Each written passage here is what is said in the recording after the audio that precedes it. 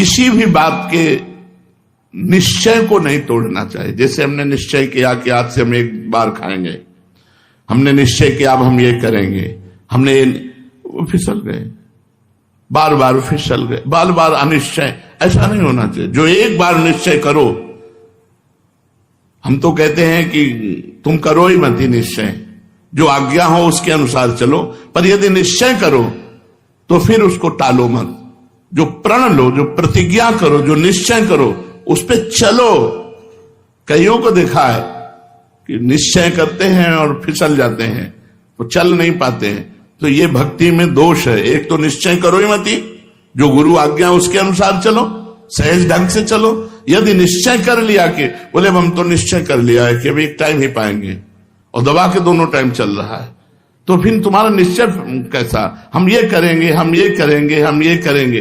अच्छा है, प्रयत्नशील रहो, लेकिन जो निश्चय करो उसे पक्का करो। संशय ना भगवान में, ना अपनी साधना में। असंयम, जो आप नियम से चल रहे हैं उसमें व्यवधान नहीं होना चाहिए, असंयम नहीं आना चाहिए। असहिष्णुता, थोड़ी सी बात में प्रत्युत्तर में दुखी हो जाना, जरा सा बात बोला नाक पे गुस्सा, सहनशीलता ना होना, ये भक्ति का बहुत बड़ा दोष है। और अपवित्र रहना, झूठे मुंह रहना, लघुशंका संभाल के करो, वस्त्रों में न गिरने पावे। और मूत्रेंद्री को जल से प्रक्षालन करो, फिर हाथ धो, फिर 3 बार आचमन करो।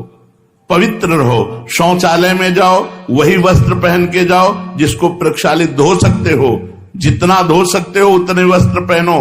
व्यवस्था है शौचालय की। अब ऐसा नहीं कि खेतों में जाना है।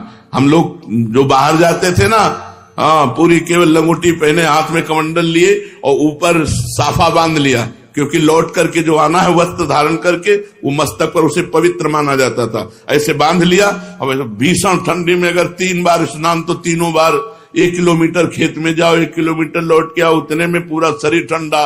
और जो गंगा जी में डुबकी मारो तो परमानंद का अनुभव। अब तो बाथरूम में भैया बहुत पवित्र, लघुशंका, शौच आदि की पवित्रता। और झूठे मुंह के कुछ भी मुंह में डाल के चबाने लगे, नहीं। चरणामृत और भगवत प्रसाद इससे झूठा नहीं माना जाता। चरणामृत पी लिया तो आचमन की जरूरत नहीं, भगवान के प्रसाद का किनका ले लिया तो आचमन की जरूरत नहीं, मंत्र जप सकते हो। हर समय पवित्र रहना चाहिए। अपवित्रता भक्ति का दोष है। और प्रसिद्धि पुजवाने की इच्छा, लोग हमें जाने, हमारा सम्मान करें, ये भक्ति का बहुत बड़ा दोष